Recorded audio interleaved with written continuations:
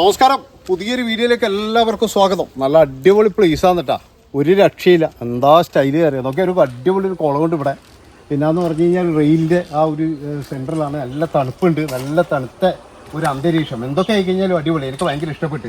അപ്പോൾ നമ്മൾ ഇതൊന്നല്ല കേട്ടോ പറയാമെന്ന് വേറെയാണ്. എന്താണെന്ന് വെച്ച് കഴിഞ്ഞാൽ ഒരു 2-3 ദിവസമായിട്ട് ഇപ്പോൾ ജനങ്ങൾ മുഴുവൻ ചർച്ച ചെയ്യുന്നത് നമ്മൾ അസർബക്കാൻ്റെ വീട്ടിൽ കള്ളം കയറിയതാണ്. ഏതാണെന്നല്ലേ, വളപട്ടണം എന്ന് പറയുന്നത് കണ്ണൂർ ജില്ലയിലെ വളപട്ടണം എന്ന് പറയുന്ന സ്ഥലത്ത് അഷ്റഫ് ബിരിയാണി റൈസിൻ്റെ ഉടമയായ അസർബക്കാൻ്റെ വീട്ടിൽ കള്ളം കയറുകയും അങ്ങനെ 3 കോടി രൂപയോളമാണ് അവിടെ നിന്നും മോഷ്ടിച്ചത്. 3 കോടി എന്ന് പറഞ്ഞാൽ 1 കോടി രൂപയും അതുപോലെ തന്നെ 2 കോടി രൂപയുടെ വജ്ര സ്വർണ്ണാഭരണങ്ങളും മോഷ്ടിച്ചു എന്നാണ് പറയുന്നത്. അപ്പോൾ ശരിക്കും പറഞ്ഞു കഴിഞ്ഞാൽ എനിക്കിത് കേൾക്കുമ്പോഴെന്ന് പറഞ്ഞാൽ ഒരുപാട് ചിരിയാണ് ആദ്യം വരുന്നത്. എന്താണെന്ന് വെച്ച് കഴിഞ്ഞാൽ, ഒന്നാമത്തെ കാര്യം എന്ന് പറഞ്ഞു കഴിഞ്ഞാൽ ഇത്രയും കോടികൾ സൂക്ഷിക്കുന്ന ആ മനുഷ്യന് ഒരു 10,000 രൂപ കൊടുത്തിട്ട് ഏതെങ്കിലും ഒരു ആളെ കൊണ്ട് എൻ്റെ മക്കളെ നിങ്ങൾ ഒന്നിടവന്ന് കിടക്കണം എന്ന് പറഞ്ഞിട്ടുണ്ടെങ്കിൽ എത്ര ആൾക്കാർ അവിടെ കിടക്കാനുണ്ടാകും? നിങ്ങളൊന്ന് ആലോചിച്ച് നോക്കണം. അതായത് എൻ്റെ വീട്ടിൻ്റെ ആ മുറ്റത്തൊന്ന് വന്ന് കിടക്കണേ ഇനിയാ ഇല്ല ഏട്ടാ, ഇല്ല ഇത്രയും തൊഴിലാളികളില്ലേ, ആ തൊഴിലാളികളിൽ ഏതെങ്കിലും ഒരാളോട് പറഞ്ഞിട്ട് ഒന്നവിടെ കിടത്തിച്ചൂടെ? ഒന്നാമത്തെ കാര്യം അത്. 2 എന്ന് പറഞ്ഞു കഴിഞ്ഞാൽ വീട്ടിലൊരു സെക്യൂരിറ്റീനെ നിർത്താലോ. ഇങ്ങനെ എവിടെയെങ്കിലും പോകുമ്പോൾ ഒരു സെക്യൂരിറ്റി കമ്പനിന്നോ ഇല്ല ഒരു സെക്യൂരിറ്റിക്കാരനെയോ വിളിച്ചിട്ട് ആക്കാലോ. അങ്ങനെ ആക്കി കഴിഞ്ഞാൽ ഈ സംഭവം ഇങ്ങനെ പോവോ? ഒരിക്കലും പോവില്ല. പക്ഷെ ഇതൊന്നും ചെയ്തിട്ടില്ല. അതുമാത്രവുമല്ല, ഇന്ന് ആധുനികമായിട്ട് നമ്മുടെ ഗേറ്റും കാര്യങ്ങളും ഇതൊക്കെ എന്ന് പറഞ്ഞാൽ ഒരുപാട് സംഗതികളുണ്ട്. അതായത് നമുക്ക് എവിടുന്ന് വേണമെങ്കിലും ക്യാമറ കാണാം, ക്യാമറയിൽ നോക്കാം. അതുപോലെ തന്നെ എന്ന് പറഞ്ഞാൽ പലതരം അലാറങ്ങളും കാര്യങ്ങളും ഇതൊക്കെ ഉള്ളപ്പോഴും ഈ മനുഷ്യൻ പറയുന്നത് എന്താണെന്ന് വെച്ച് കഴിഞ്ഞാൽ എൻ്റെ മുതൽ പോയി എന്നാണ്. ഇതൊക്കെ നമ്മൾ കേൾക്കുമ്പോൾ ഇല്ലേ ഒരു കോമഡി ആയിട്ടാണ് തോന്നുന്നത്. അതായത് ഏതോ ഒരു കള്ളൻ ഏതോ ഒരുത്തൻ അങ്ങ് എടുത്തുകൊണ്ട് പോയ പോലെ നമുക്ക് തോന്നുന്നത്. ഒരിക്കലും ഇത് വിശ്വസിക്കാൻ കഴിയുന്നില്ല. അതുകൊണ്ടാണ് പറയുന്നത് ഇതിൻ്റെ പുറകിൽ എന്തോ ഒരു കള്ളത്തരം ഉണ്ട് എന്നുള്ളതിൽ യാതൊരു സംശയവും ഇല്ല.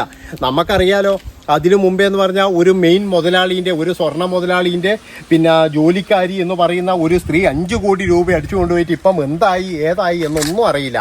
അതുപോലെ തന്നെ മറ്റൊരു സ്ത്രീ ആണെങ്കിൽ ഇതുപോലെ കോടികൾ അടിച്ചു കൊണ്ടുപോയിട്ട് എന്തായി ഏതായി ഒന്നും അറിയില്ല. അപ്പം ഈ മുതലാളിമാരുടെ കോടികൾക്കൊക്കെ മാത്രം ഇങ്ങനെ ആൾക്കാർ ഏർപ്പാടാക്കി വെക്കലാണോ? അതായത് ഇതൊക്കെ കേൾക്കുമ്പോഴും നമുക്ക് പല സംശയങ്ങളും ചിരികളും ഇതൊക്കെയാണ് വരുന്നത്. അസർബക്കാൻ അനുകരിച്ചുകൊണ്ട് ഒരുപാട് പേര് വന്നിട്ടുണ്ട്. അസർബക്ക വലിയ ഈ അരി ബ്രാൻഡിൻ്റെ ആളാണ്. ഒരുപാട് പൈസ അങ്ങേർക്ക് വരുന്നതാണ് ഒരു ദിവസം, ഒരു ഹോൾസെയിൽ. ഇതൊക്കെ ശരിയാണെന്നടോ, എല്ലാം ശരിയാന്നേ. പക്ഷെ മനുഷ്യന്മാരെ കണ്ണിൽ മഞ്ഞപ്പൊടി ഇടുന്ന പരിപാടി കാണിക്കരുത്.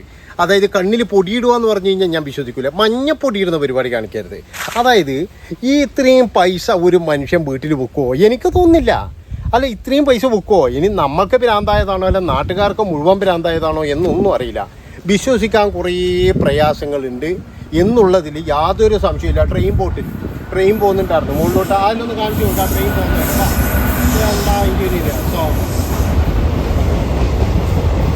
അത് കാണുമ്പോൾ തന്നെ ഒരു സന്തോഷമാണ്. എത്ര ജനങ്ങളാണ് അതിനകത്ത് ഓരോരോ പ്രതീക്ഷകളുമായിട്ട് സഞ്ചരിക്കുന്നത്. ഓരോരോ പ്രതീക്ഷകൾ, ഓരോ സ്ഥലത്തേക്ക് പോകുന്നു, ജോലി അന്വേഷിച്ച് പോകുന്നവർ, വീട്ടിലേക്ക് പോകുന്ന സന്തോഷമുള്ളവർ. അതായത് എവിടെയെങ്കിലും ജോലി ചെയ്തിട്ട് വീട്ടിലേക്ക് പോകുന്ന ആ സന്തോഷത്തിലുള്ളവർ, ജോലി കഴിഞ്ഞു പോകുന്നവർ, പിന്നെ ഇന്ന് വെള്ളിയാഴ്ച ആയതുകൊണ്ട് നാളെ ശനിയാഴ്ചയും മറ്റന്നാൾ ലീവായി അങ്ങനെ ആഘോഷിക്കുന്നവർ, ഇങ്ങനെയൊക്കെ പോകുന്നവരാണ് ട്രെയിന്. നമുക്ക് മറ്റേലേക്ക് തന്നെ വരാം. അപ്പം ഞാൻ പറഞ്ഞു വരുന്നത് എന്താണെന്ന് വെച്ച് കഴിഞ്ഞാൽ, ഇവരൊക്കെ ഈ കോടികൾ പോയി പോയി എന്നൊക്കെ പറയുന്നുണ്ട്. ട്രെയിനിലാണ് രക്ഷപ്പെട്ടത് എന്ന് പറയുന്നുണ്ട്. പിറ്റേന്നൊരു കോമഡി വാർത്ത വേറെയും വന്നു. എന്താണെന്ന് വെച്ചാൽ ഈ കള്ളൻ ആത്മാർത്ഥതയുള്ളവനാണ്. കാരണം ലൈറ്റ് ഓഫ് ആക്കിയിട്ടുണ്ടോ എന്ന് നോക്കാൻ വന്നു എന്ന്. അതായത് വീട്ടിൽ ലൈറ്റ് ഓഫ് ആക്കിയിട്ടുണ്ടോ, അത് കറണ്ട് ബില്ല് കൂടിയിട്ട് ഇനി അങ്ങേർക്ക് വലിയ ബുദ്ധിമുട്ട് വേണ്ട നമ്മളെ മുതലാളിക്ക്. അപ്പോൾ കറണ്ട് ബില്ല് കൂടിയിട്ട് ലൈറ്റ് ഇട്ട് വെച്ചിട്ട് ഇനിയിപ്പോൾ 3-4 ദിവസം കഴിഞ്ഞിട്ടാണ് ഇയാൾ വരുന്നുണ്ടെങ്കിൽ കറണ്ട് ബില്ല് കൂടുമല്ലോ. അതുകൊണ്ട് കള്ളൻ പിറ്റേ ദിവസവും ഇങ്ങനെ വന്നിട്ട് ലൈറ്റ് ഓൺ ഉണ്ടാ എന്ന് നോക്കിയിട്ട് പോയി എന്നാണ് പറയുന്നത്. എങ്ങനെയോ ചിരിക്കാണ്ടിരിക്കുക ഇതെല്ലാം കേൾക്കുമ്പോൾ? എങ്ങനെ ചിരിക്കാണ്ടിരിക്കും? ഈ 3 കോടി രൂപയോടെ മുതലെടുത്ത ഈ ടീമുകൾ പിറ്റേന്ന് അവിടെ കയറും എന്ന് പറഞ്ഞു കഴിഞ്ഞാൽ ഇത് എന്തൊരു ലോകമാണോ? ആ വീട്ടിലെ ആരെങ്കിലും ആയിരിക്കും, ഇല്ലെങ്കിൽ അവരെ ബന്ധുക്കൾ ആരെങ്കിലും ആയിരിക്കും. ഇതിൻ്റെ അകത്തൊക്കെ എന്ന് പറഞ്ഞു കഴിഞ്ഞാൽ എന്തൊക്കെയോ ദുരൂഹതകൾ. കുറച്ച് കഴിഞ്ഞാൽ ഇതൊക്കെ അങ്ങ് മാഞ്ഞു കഴിഞ്ഞ് ഒന്നും കണ്ടില്ല, കഴിഞ്ഞു. ഇനി ഇതിനെപ്പറ്റി ഒരു മാസം കഴിഞ്ഞാൽ ഒരു വിവരം ഉണ്ടാവില്ല, നമ്മൾ അറിയാൻ കുറിച്ചില്ല. ഇപ്പോൾ ഇല്ല, ഈ കോലാഹലം മാത്രമേ ഉള്ളൂ. അപ്പോൾ അതുകൊണ്ടാണ് ഞാൻ പറയുന്നത്, ഇങ്ങനെയുള്ള വാർത്തകൾ കേൾക്കുമ്പോൾ തന്നെ നമുക്ക് എന്തൊക്കെയോ ദുരൂഹതകൾ ആലോചിച്ച് നോക്കണം. അപ്പോൾ ഈ പോലീസുകാർക്കെല്ലാം എത്രമാത്രം ദുരൂഹതകൾ തോന്നും? ഒരു സാധാരണക്കാരനായ ഒരു മനുഷ്യന് തോന്നുന്നത് ഇതൊക്കെ നടക്കുന്നതാണോ എന്ന്. വല്ല ബാങ്ക് കൊള്ളയടിച്ചാൽ ഓക്കെ, കാരണം ബാങ്കിൽ എന്ന് പറഞ്ഞാൽ അത്രയും സ്വർണവും പണവും ഇതെല്ലാം ഉണ്ടാകും. പക്ഷെ ഒരു വീട് കൊള്ളയടിച്ചിട്ട് ഇത്രമാത്രം പണം കൊണ്ടുപോകാന്ന് പറഞ്ഞു കഴിഞ്ഞാൽ വിശ്വസിക്കാൻ ഒരുപാട് പ്രയാസമുണ്ട്. അയാൾ എല്ലാം നിയമപരമായിട്ട് ചെയ്യുന്നതായിരിക്കും, അതായത് കൃത്യമായ ടാക്സും കാര്യങ്ങളും ഒക്കെ അടക്കുന്നത് തന്നെയായിരിക്കും. പക്ഷേ എന്നാലും രണ്ടാമത് വീട്ടിൽ വന്നു, അതുപോലെ ഇങ്ങനെയുള്ള കാര്യങ്ങൾ കേൾക്കുമ്പോൾ, പിന്നെ ഈ CCTV ഒക്കെ തിരിച്ചു വെച്ചു മറച്ചു വെച്ചു എന്നൊക്കെ കേൾക്കുമ്പോൾ ഒരുപാട് അതിശയമാണ് തോന്നുന്നത്. ഇനി ഒന്നും വേണ്ട, നമ്മൾ ഒരു മുതലും കാര്യങ്ങളൊക്കെ ഉള്ളതാണ്. നമ്മളിപ്പോൾ നമ്മുടെ വീട് പൂട്ടിയിട്ട് നമ്മൾ എവിടെയെങ്കിലും പോകുമ്പോൾ നമ്മൾ അയൽവാസികളോട് പറയില്ലേ നമ്മൾ പോകുന്നുണ്ടേ, ഒന്ന് കണ്ണ് വെക്കണേ പറയില്ലേ? ഇനി ഒന്നും വേണ്ട, ഇല്ലെങ്കിൽ അടുത്തുള്ള പോലീസ് സ്റ്റേഷനിൽ വിളിച്ചു പറയില്ലേ? ഇത്രയും പിന്നെ ഒരു വലിയ മുതലാളിയാണ് വിളിക്കുന്നത്. പോലീസുകാർ വെറുതെ ഇരിക്കുകയൊന്നും ചെയ്യില്ല, അവർ കൃത്യമായിട്ട് ആ ഒരു ഏരിയയിലേക്ക് ഒരു കണ്ണ് പോകും, അത് ഉറപ്പാണ്. അതായത് ഞാൻ 2-3 ദിവസം എൻ്റെ വീട്ടിലുണ്ടാവില്ല കേട്ടോ. അങ്ങനെ പറഞ്ഞു കഴിഞ്ഞാൽ ഇതാരിക്കോ എന്തിനോ സൗകര്യം ചെയ്തു കൊടുത്ത ഒരു കവർച്ചയായിട്ട് പോലെയാണ് എനിക്ക് തോന്നുന്നത്, എനിക്ക് പേഴ്സണലായിട്ട്. ഇനി നിങ്ങൾക്ക് തോന്നുന്നത് എന്താണെന്ന് നിങ്ങൾ കമൻറ്റ് ചെയ്യുക അവിടുന്ന്. അതായത് ഒരു വീട്ടിൽ ഒരു കള്ളം കയറുന്നു, കള്ളം കയറിയിട്ട് 3 കോടി രൂപയുടെ മുതൽ കൊണ്ടുപോകുന്നു, പിറ്റേ ദിവസം അവൻ വീണ്ടും വരുന്നു, ലൈറ്റൊക്കെ ഓണാക്കിനോ ഓഫാക്കിനോ ഒന്ന് നോക്കാൻ വേണ്ടിയിട്ടാണെന്ന് ഇങ്ങനെയുള്ള കഥകൾ പടച്ചു വിടുമ്പോൾ ഇത് വിശ്വസിക്കാൻ ഈ അരിയാഹാരം കഴിക്കുന്ന ഒരാൾ എന്ന നിലയിൽ, നമ്മൾ തീട്ടാ കഴിക്കുന്നിടങ്ങ് ഓക്കെ നമുക്ക് ബുദ്ധി ഉണ്ടാവില്ല, കഴുതകളെല്ലാം തീട്ടാ കഴിക്കല് പോലും, ഈ അരിയാഹാരം കഴിക്കുന്ന ഒരു മനുഷ്യൻ എന്ന നിലയിൽ വിശ്വസിക്കാൻ വലിയ പ്രയാസമാണ്. പിന്നെ മറ്റൊരു കാര്യം, ഇവന്മാർന്ന് രക്ഷപ്പെടാനൊന്നും പോകുന്നില്ല. അതായത് നമ്മളെ കേരള പോലീസാണ് അന്വേഷിക്കുന്നത്.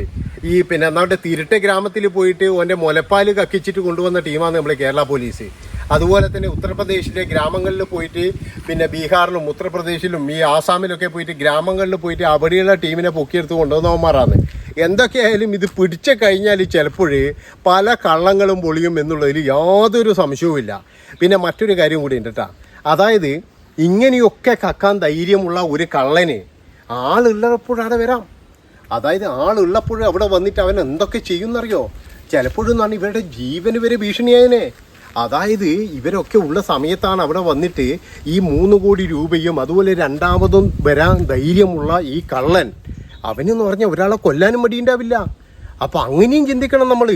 ഇതൊന്നും നമ്മളങ്ങനെ തമാശയായി എടുത്തുകൂടാ. ഇതിൻ്റെ സത്യം പുറത്തു വരേണ്ടത് ജനങ്ങളുടെ ഒരു ആവശ്യമാണ്. കാരണം ഈ കള്ളൻ ഏതാണ്? ഈ രണ്ടാമത് വന്ന കള്ളൻ, അതായത് ആദ്യത്തെ മുതലും കൊണ്ട് പോയിട്ട് രണ്ടാമതും അവൻ വരണമെങ്കിൽ അവനൊരു 1.5 സംഭവം തന്നെയല്ലേ? നിങ്ങളൊന്ന് ആലോചിച്ച് നോക്കണം, എത്രമാത്രം ധൈര്യമാണ് അവന്. അപ്പോൾ ഈ ഒരു ധൈര്യത്തെ നമ്മൾ നോക്കണം. മോനെ നിനക്ക് എങ്ങനെ ഈ ധൈര്യം കിട്ടിയെന്ന് ചോദിക്കണം. അത് കേരള പോലീസിലൊരു വലിയൊരു വെല്ലുവിളി തന്നെയായിരിക്കും.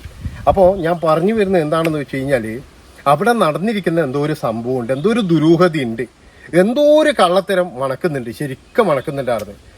ആ മണല്ലാട്ടെ, ക്യാമറമാൻ നോക്കുക എന്തെങ്കിലും മണക്കുന്നുണ്ടോ എന്ന്. അതല്ല ഞാൻ ഉദ്ദേശിച്ചത്. അതായത് അവിടെ എന്തോ ഒരു സംഭവം മണക്കുന്നുണ്ടെന്നാണ് ഞാൻ പറഞ്ഞത്. ഈ വീഡിയോ കാണുന്ന എല്ലാവർക്കും അറിയാം, പത്രം വായിച്ചവർക്കറിയാം. നമ്മൾ 3-4 ദിവസമായിട്ട് നമ്മളിങ്ങനെ ആലോചിച്ചു കൊണ്ടിരിക്കുന്നതാണ്. ഇന്നു മുതൽ അതൊന്നും ഇല്ല കേട്ടോ, ഇന്നു മുതൽ ആ വാർത്തയൊന്നും ഇല്ല. കാരണം ആ വാർത്തയെല്ലാം മുങ്ങാനായി എന്നാണ് എനിക്ക് തോന്നുന്നത്. ഇനിയിപ്പോഴും എന്ന് പറഞ്ഞാൽ എഴുതെങ്കിലും പിടിച്ചാൽ ഒരു വാർത്ത ഉണ്ടാകും, അത്ര മാത്രമേ ഉള്ളൂ. കാരണം ഒന്നാമത്തെ കാര്യം തന്നെ ആളപായമൊന്നും ഇല്ലല്ലോ. ആളപായം ഉണ്ടെങ്കിൽ മാത്രമേ ഇതൊക്കെ ഭയങ്കരമായിട്ട് അങ്ങ് ഇതാവുള്ളൂ, ഇല്ലെങ്കിലൊക്കെ കണക്ക് തന്നെയാണ്. നേരെ മറിച്ച് ആരെങ്കിലും പിന്നെ എന്തെങ്കിലും പറ്റിയിട്ടുണ്ടെങ്കിൽ, ആർക്കും എന്തെങ്കിലും സംഭവിച്ചിട്ടുണ്ടെങ്കിൽ അതൊരു വലിയ ക്രൈമായി മാറും. അപ്പോൾ ഇനിയിപ്പോൾ ഈ കള്ളം നമ്മൾ ചില സിനിമയിലൊക്കെ കാണുന്നില്ലേ? ഞാൻ ഇതിനിടയ്ക്കൊരു സിനിമ കണ്ടു, അതിൻ്റെ അകത്ത് പിന്നെ മമ്മൂട്ടിയെ കൊണ്ട് നമ്മുടെ ജോയി മാത്യു എന്ന് പറയുന്ന കഥാപാത്രം ഒരു കേസ് അന്വേഷിക്കല. എന്താണെന്ന് വെച്ചാൽ ഒരു വജ്രമാല കളവ് പോയി, 3 കോടി 5 കോടി അങ്ങേറ്റ ഉറുപ്പ്യൻ്റെ. അപ്പോൾ ഈ മമ്മൂട്ടിയോട് പറയുകയാണ്, സ്വകാര്യമായിട്ട് അന്വേഷിച്ചാൽ മതി, ഡിപ്പാർട്ട്മെൻറ്റിലാകണ്ട, അതുകൊണ്ട് നിനക്കും ഇതിൻ്റെ കുറച്ച് ഇത് തരാമെന്ന്. അതുപോലെയൊക്കെയാണ് നമുക്കൊന്ന് സിനിമ കാണുന്ന പോലെയാണ് എനിക്ക് തോന്നുന്നത്. അപ്പോൾ ഇത്രയും പറഞ്ഞുകൊണ്ട് എൻ്റെ സുഹൃത്തുക്കളെ ഈ വീഡിയോ ഇവിടെ വെച്ച് വൈൻഡപ്പിയാണ്. നിങ്ങൾക്ക് ഇതിൻ്റെ അകത്ത് തോന്നുന്ന അഭിപ്രായങ്ങൾ നിങ്ങൾ കമൻറ്റ് രൂപത്തിൽ നമുക്ക് എന്നിട്ട് അതൊന്ന് ചർച്ച ചെയ്യാം. നന്ദി, നമസ്കാരം.